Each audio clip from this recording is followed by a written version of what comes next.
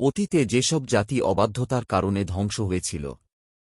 পৃথিবীর ইতিহাসে প্রাকৃতিক দুর্যোগের কারণে বহু জনপদ ও শহর ধ্বংস হয়েছে। এসব ধ্বংসযজ্ঞ শুধু প্রকৃতির শক্তির প্রমাণই নয়, মানব সভ্যতার ভঙ্গুরতারও উদাহরণ বটে। এই যে ভূমিকম্প, দাবানল, ঘূর্ণিঝড়, জলোচ্ছ্বাসের প্রলয়ঙ্করী তাণ্ডব, বারবার বিভিন্ন প্রাকৃতিক দুর্যোগের আঘাত, এগুলো কেন হয়? এগুলো থেকে পরিত্রাণেরই বা উপায় কি? এ বিষয়ে মানবজাতির সফলতার মৌলিক ঠিকানা ইসলামে রয়েছে কার্যকর অনন্য নির্দেশনা। প্রাকৃতিক দুর্যোগ খোদাই সংকেত। প্রাকৃতিক দুর্যোগ তথা বিপর্যয় কেন আসে, এই প্রশ্নের জবাব 1450 বছর আগে মানব সভ্যতার পথপ্রদর্শক পবিত্র কোরআন মাজিদ দিয়ে রেখেছে হৃদয়গ্রাহী ভাষায়।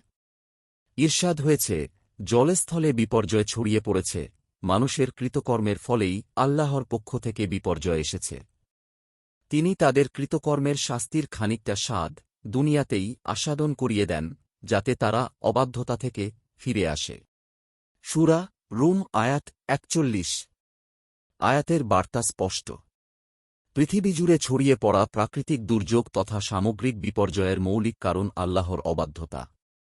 আর বিপর্যয় থেকে মুক্তির একমাত্র উপায় আল্লাহর অবাধ্যতার অন্ধকার থেকে তাঁর আনুগত্যের আলোকময় পথে ফিরে আসা। এভাবে পবিত্র কোরআনের বিভিন্ন আয়াতে বিপর্যয়ের মৌলিক কারণ হিসেবে পাপাচার, সীমা লঙ্ঘন তথা আল্লাহর অবাধ্যতাকে চিহ্নিত করা হয়েছে এবং পরিত্রাণের উপায় হিসেবে আল্লাহর দিকে ফিরে আসার আলোকময় নির্দেশনাই প্রদত্ত হয়েছে। প্রাকৃতিক দুর্যোগ কখনও একটি পরীক্ষা, যার মাধ্যমে মানুষকে ধৈর্যধারণ এবং নিজেদের কর্মের ফলাফল চিন্তা করতে বলা হয়। প্রাকৃতিক দুর্যোগের মাধ্যমে মানবজাতি শেখে তাদের গৌরবের অহংকার থেকে নামতে এবং আল্লাহর প্রতি সম্পূর্ণ বিশ্বাস ও আনুগত্যের মনোভাব তৈরি করতে। পৃথিবীর বহু সভ্যতা, জনপদ, শক্তিধর রাজাবাদশাহ এই প্রলয়ঙ্করী দুর্যোগের মুখোমুখি হয়েছে। এক সময়ের প্রভাবশালী জনপদ ধুলায় মিশে গেছে, যেমন পম্পেই নগরী। ৬ষ্ঠ ও ৭ম শতাব্দীর মাঝামাঝিতে সূচনা এই চোখ ধাঁধানো নাগরিক সভ্যতার। একাধারে ব্যবসা, সংস্কৃতি আর বিনোদনের কেন্দ্র। মঞ্চমণ্ডপ, ক্রীড়াগার, বন্দর আর তৎকালীন প্রযুক্তিগত উৎকর্ষের শহর। কিন্তু ধীরে ধীরে এটি তারুণ্যের আনন্দ আর যৌবনের বাঁধভাঙা উল্লাসের এক কেন্দ্র হয়ে ওঠে। অবাধ্যতা ও অশ্লীলতায় হারিয়ে যাওয়ার জনপদ ছিল এটি। অভয়ারণ্য ছিল মুক্ত মন আর সস্তা শরীরের। এই শহর ছিল পতিতাদের, এই শহর ছিল পতিতদের। এই শহর ছিল সংকামের, শিশুকামের, অরাচারের আর অবাধ যৌনাচারের। মদ, মাংস আর মাৎসর্যের যত সব আনন্দ চিন্তা করা যায় আর যা কিছু চিন্তা করা যায় না, সব কিছু খুঁজে পাওয়ার শহর ছিল এই পম্পেই। অবশেষে ৭৯ খ্রিস্টাব্দের আগস্ট মাস, ভেসুভিয়াস পর্বত প্রচণ্ড শক্তিতে বিস্ফোরিত হয়।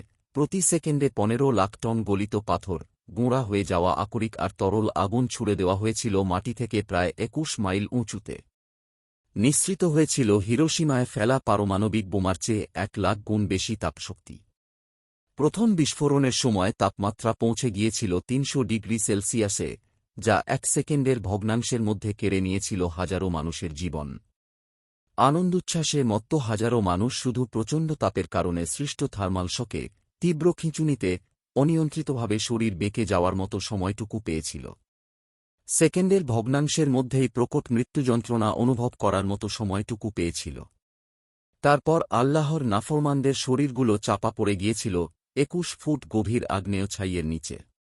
আল্লাহু আকবার।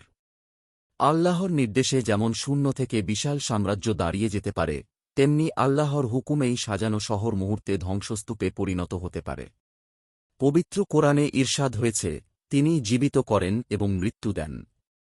যখন তিনি কোনো কাজের আদেশ করেন, তখন এ কথাই বলেন, হয়ে যাও, তা হয়ে যায়।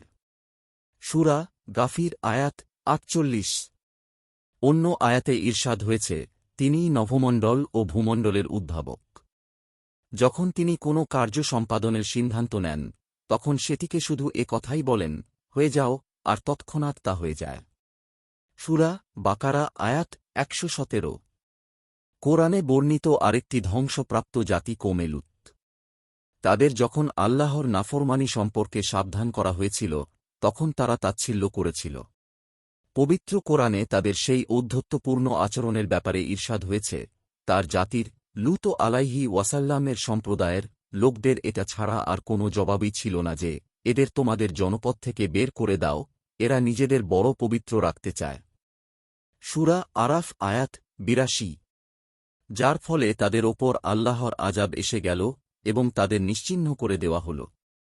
তাদের ধ্বংসের ভয়াবহতা কতটা ছিল সে ব্যাপারে পবিত্র কোরআনে উল্লেখ রয়েছে।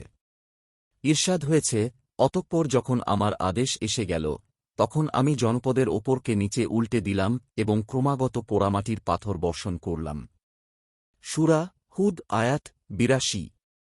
হুদ আলাইহি ওয়াসাল্লাম আদ জাতিকে সতর্ক করেছিলেন, কিন্তু তারা উদ্ধত হয়ে বলেছিল, আর আদ সম্প্রদায়, তারা জমিনে অযথা অহংকার করত এবং বলত, আমাদের চেয়ে অধিক শক্তিশালী কে আছে? তবে কি তারা লক্ষ্য করেনি যে নিশ্চয় আল্লাহ, যিনি তাদেরকে সৃষ্টি করেছেন, তাদের চেয়ে অধিক শক্তিশালী? আর তারা আমার আয়াতগুলোকে অস্বীকার করত। সূরা ফুসসিলাত আয়াত ১৫। অতঃপর মহান আল্লাহর চূড়ান্ত গজব প্রাকৃতিক দুর্যোগের বেশে এসে তাদের চূর্ণবিচূর্ণ করে দেয়। পবিত্র কোরআনে ইরশাদ হয়েছে, আর আদের ঘটনায়ও নিদর্শন আছে। আমি তাদের কাছে পাঠিয়েছিলাম অকল্যাণের বাতাস। ওই বাতাস যার ওপরে এসেছিল তাকে রেখে যায়নি, বরং সবকিছু চূর্ণবিচূর্ণ করে দিয়েছিল। সূরা জারিয়াহ আয়াত ৪১-৪২। আদ জাতির পর পৃথিবীতে শিল্প ও সংস্কৃতিতে অপ্রতিদ্বন্দ্বী ছিল সামুদ জাতি। মহান আল্লাহ তাদের বহু নিয়ামত দিয়েছিলেন, কিন্তু বেইনসাফ, কুফর শিরকে তাদের সমাজ নষ্ট হয়ে যায়। সমাজের নষ্ট লোকেরা নেতৃত্বে এসে সমাজকে ধ্বংসের দিকে নিয়ে যায়। তারা এতটাই বেপরোয়া হয়ে উঠেছিল যে সালেহ আলাইহি ওয়াসাল্লামের কাছে পাঠানো আল্লাহর নিদর্শন উষ্ট্রিকে তারা হত্যা করে ফেলে। পরে সালেহ আলাইহি ওয়াসাল্লাম তাদের আল্লাহর আযাবের ব্যাপারে সতর্ক করেন, কিন্তু তারা তা ঠাট্টা করে উড়িয়ে দেয়। অবশেষে মহান আল্লাহর পক্ষ থেকে তাদের ওপর চূড়ান্ত আযাব চলে আসে। পবিত্র কোরআনে তাদের সেই আযাবের ব্যাপারে ইরশাদ হয়েছে, তারপর সীমা লঙ্ঘনকারীদের মহানাদ আঘাত করে। ফলে তারা নিজ নিজ গৃহে উপুর হয়ে পড়ে থাকে, ধ্বংস হয়ে যায়, যেন তারা কখনোই সেখানে বসবাস করেনি। জেনে রেখো, সামুদ জাতি তাদের প্রতিপালককে অস্বীকার করেছিল। আরও জেনে রেখো, ধ্বংসই হল সামুদ জাতির পরিণাম। সূরা হুদ আয়াত ৬৭-৬৮। প্রাকৃতিক দুর্যোগ শুধু একটি ক্ষতির ঘটনা নয়, বরং এটি আমাদের জন্য এক গুরুত্বপূর্ণ শিক্ষা এবং আল্লাহর পক্ষ থেকে সতর্কবার্তা। আমাদের উচিত এই দুর্যোগগুলোকে নিছক প্রাকৃতিক ঘটনা হিসেবে না দেখে নিজেদের বদ আমলের ফলাফল হিসেবে বিবেচনা করা এবং নিজেদের পাপের পথ থেকে ফিরিয়ে এনে আল্লাহর কাছে খাঁটি মনে তাওবা করা। আল্লাহর ওপর পূর্ণ আস্থা রাখা, ধৈর্য ধারণ করা। আপনার একটি শেয়ার হয়তো কারও জীবন বদলে দিতে পারে। সাদকায়ে জারিয়া সওয়াব পেতে ভিডিওটি শেয়ার করুন। সোর্স: ইসলামী জীবন, কালের কণ্ঠ।